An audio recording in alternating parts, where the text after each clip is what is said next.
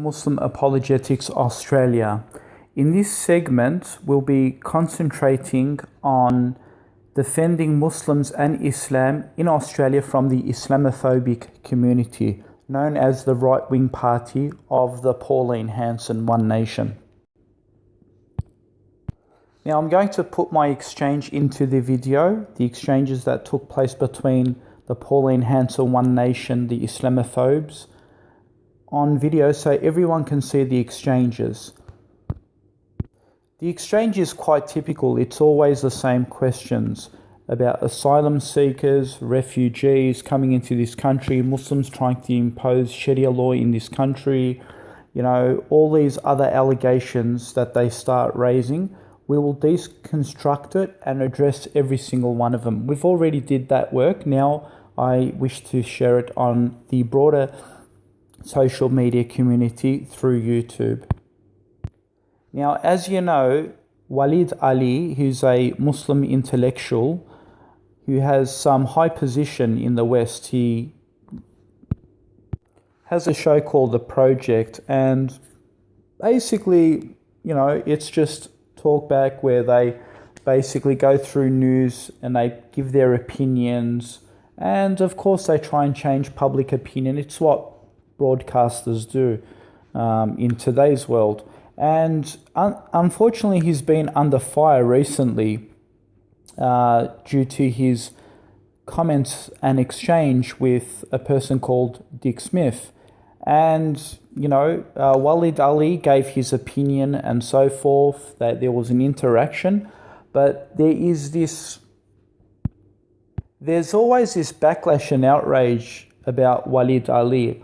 I mean, they always bring up his Islam and, him being a Muslim, and they feel that they are being threatened by a Muslim giving his opinion and so forth. And you'll see through the exchanges that Waleed aly is only picked on because he's none other than a Muslim, okay? And they're pretty much jealous because he has some high position, he gets to put in his word and so forth, and the Islamophobic community don't like this. So they use any attack against him to wreck his credibility. But we'll go through some of the things that they say about him, and we'll address those points. So basically their argument is Waleed aly shouldn't be telling Dick Smith, a businessman, how to run a country when it comes to business and economics and things like this, right? So let's go ahead and address the points, and then it will go into Islam and so forth, and we'll debunk those points as well. Okay, so here it is. Ben James, he says, Waleed is a shill. His sole interest is disinformation, pushing the Islamic agenda, biased opinion-based articles, and if we stop writing articles about the little jerk, he'll eventually die off. I mean, this is the comments that you're getting. It's great. Crystal Sidell jumps in and says, Islamic agenda? And she says, right-wing paranoia as its best. And then Ben writes back and says, right-wing, honey? No, all political elements are malevolent. I'm libertarian against government, feeble accusations at best. He is absolutely undeniably pushing Islamic agenda. Oh, this is Islamic agenda. Anyway. He says, someone else, Jenny Knight, comes through and says, you don't have to be right-wing for Waleed to get under your skin. His ego is out of control and it's a Muslim pushing the agenda. So here's a response. Waleed aly is one of the most secularized Muslims out there that I've actually known. When had he ever made suggestions to push Sharia law into this country? I asked them, can you quote a reference or do you talk out of your backside? Waleed has a Muslim identity, which is why the outrage. If Waleed was a white Australian, non-Muslim, he wouldn't be condemned so much. The guy has a difference of opinion on moral issues or economic or political issues. Suddenly, it's because he wants to impose Islam. Amazing. Now, it's interesting because Tom Elliott, who works for 3AW693 Melbourne Radio, suggested he wants the government to bring back corporal punishment to flog criminals who commit crimes. Did you guys go around condemning Tom for imposing Sharia law or something like Sharia law? Did you people ask for Tom to step down from his position? Did you guys condemn Tom for such an opinion in our modern age? Of course not, because he's not a Muslim. I bet if Waleed aly did that, you'd say, oh, the man's been radicalized. The man's trying to implement Sharia into this country, right? But when it comes to Tom, because he's a non-Muslim and a secularist, you don't even budge. It's interesting to point out also, these Islamophobes have got such double standards. It sickens me. When Saddam Hussein was hanged? Yeah, when he was hanged, when the Americans got him and handed him over to the puppet government that was put in there by the Americans, they actually celebrated, yes, the West celebrated Saddam Hussein's hanging. Not even a human rights organization stood up against and protested against such a ban on a man being hanged. So why the double standards? They all criticize Muslim countries for capital punishment, but when they want someone killed and hanged, then capital punishment no longer belongs to the Dark Ages. It's celebrated in the modern ages. Why is that double standard? I don't know. Ben James comes back and says, Mustafa Waleed very discreetly is propagating destabilization of Western values. My opinion is based biased media, regardless, whatever.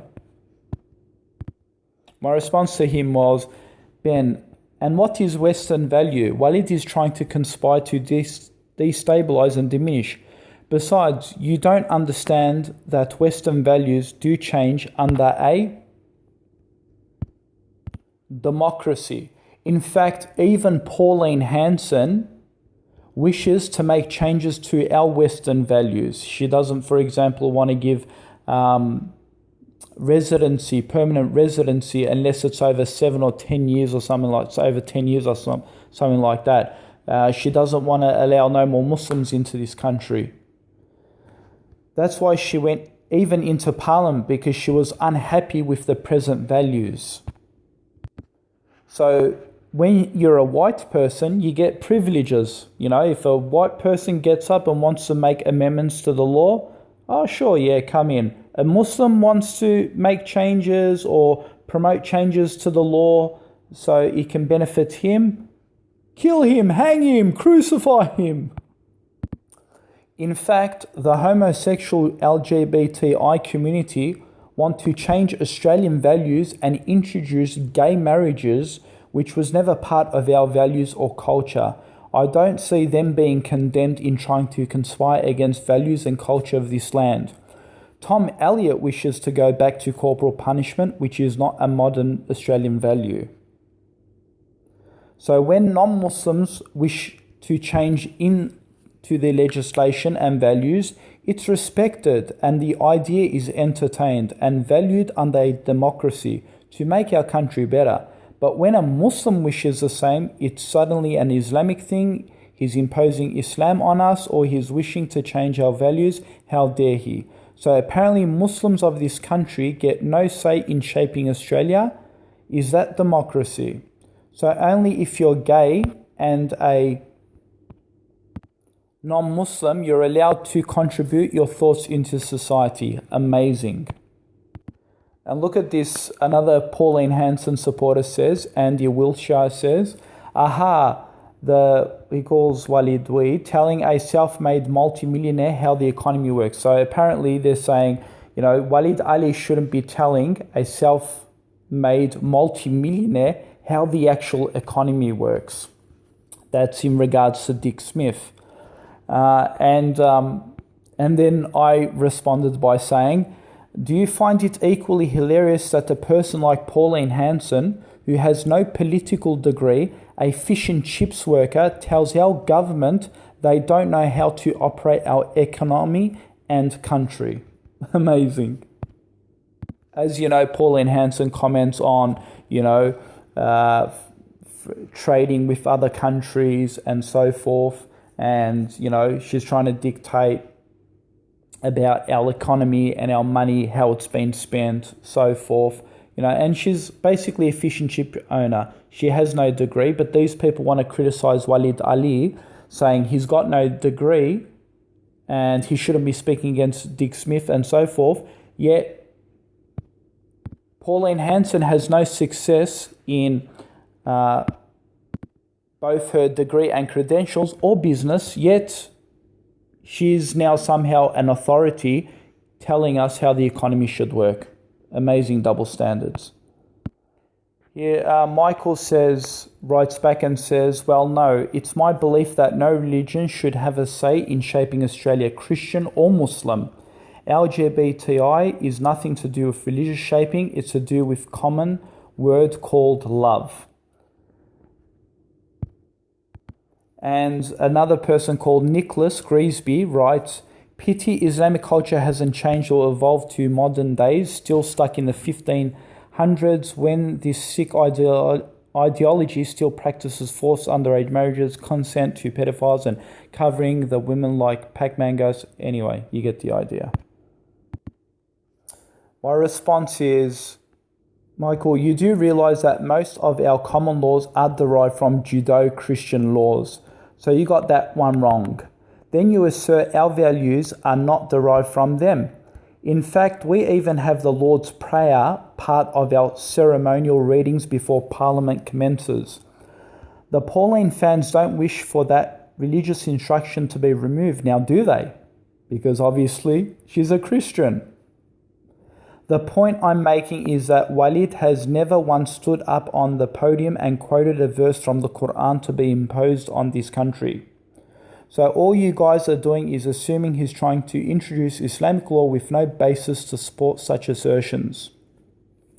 By the way, and my response to Nicholas, I find it telling that Tom Elliott is a secular think tank in Australia who wishes to go back to some of those 1500-year laws like corporal punishment. His opinion is apparently not backward because he's secularist and a non-Muslim. As for the LGBTI, nothing to do with religious shaping, well, one can argue they're still trying to impose their values. And what LGBTI values can be a form of religious beliefs? They are still beliefs at the end of the day. It makes no difference if one is called a religion while the other ain't. The point is every group in society, no matter if they're called a religion or not, tries to make changes to accommodate their beliefs. If you are of the opinion that religion has no say, you are no different than the oppressors like the Roman Catholic Empire back in history who gave no rights to the secularists to have a say. Religion was then called a cult, like oppressive. Now we are seeing that shift in modern secularization where they now are trying to not permit religion a voice. Quite the irony. Michael Stanley then writes back, he ignores my statements. He says, religion shouldn't have a voice at all in politics, state, federal or local. Well, it's great to see also Rowan Tyson. He's actually a non-Muslim and he's actually on my side. He says, he's talking about Waleed aly. He says, the company he works for is not in the slightest way connected to Islam. Your hate bias is so obvious. So even non-Muslims on the page are defending me. As for Michael Stanley, I think I have addressed that your rules are no different than the Roman Catholic oppressive empire that silence any secular opinion. Secondly, Waleed did not once voice out a Islamic prescription. I keep asking people which teaching of Islam Waleed tried to impose, yet none of the accusers of Waleed seems to give the answer to their unfactual assertions. The guy, like everybody else, voices his opinion from a secular perspective and not from a religious one. P.S. Thank you, Rowan, for pointing this out to the bigots. Ben now comes back to the stage. Remember, he got his butt kicked a bit earlier. He comes back, he says, I have no hate bias, you assume I do. He's now playing the emotional card. And he's got a nice card too, next to his name. He's run out of cards to play, actually. It's quite obvious. He says, at the end, he says, quote, at the end of the day, immigration from hostile nations with no concept of assimilation, with a belief of absolute domination, is not anything positive for peaceful nations. So he's basically now gone on to criticize asylum seekers. You know, notice how many times the subject and questions have shifted. You know, they hate Muslims, they don't want immigration. Anyway, let's go through the points. He says they're not assimilating, the same old rant. He goes on to say, at the end of the day, yeah, so basically they're not assimilating. Muslims aren't assimilating, they're not peaceful. And, you know, Waleed aly, what more assimilation do you want from the guy? The guy adopted secularism and is your voice giving his opinion, right? It's still not good enough. You know, didn't Allah tell us this anyway in the Quran? Doesn't matter. You could dress the way they dress. You could speak from the point of secularism and give your opinion. In fact, even Waleed aly, he even supported homosexuals, man. But like I said, it's not enough. Waleed aly has to completely give up his religion totally, and then that will be pleasing for them. Because Allah told us that in the Quran already. He says that the Jews and Christians will never be pleased with you until you give up your religion. This is in the Quran. Anyway, so I addressed him and I said, Ben, at the end of the day, you have nothing else to say except more BS. Again, nowhere has Ali ever uttered a statement of wanting to impose or dominate Australia by Islamic values. Majority of the Muslims in Australia who immigrated to this country have assimilated and are of law-abiding people of this land. In fact, the latest report shows most crimes are committed by Australians, citizens, compared to the immigrants. So much for your BS and utter nonsense. And the link is actually there in the screen, and I'll actually put it below this video so you can actually see. So when these liars go out and say, oh, these immigrants, asylum seekers are coming here, breaking our laws, blah, blah, blah. No, it's actually the Australian citizens of this country who break more laws than the asylum seekers and the refugees. And the statistic is there. Look at the link below this video. Look, at the end, they all ran away from actually exchanging with me no longer because they got my stick. And all they could do is, you know, newcomers came to the stage like Rob Cross and says, oh, I'm playing the victim. And another person says, hopefully he'll just die. I can't stand the scab. You know? So there you have it, folks. These are the Pauline Hanson supporters. They get completely crucified in front of a Muslim with knowledge against their own history and secularization and their arguments, their inconsistencies and their flaws in their arguments against Muslims. And when a man can stand up to their arguments and their primitive thought process, they get deconstructed, and there you have it, folks. Anyway, we'll be uploading more videos. Please stay tuned.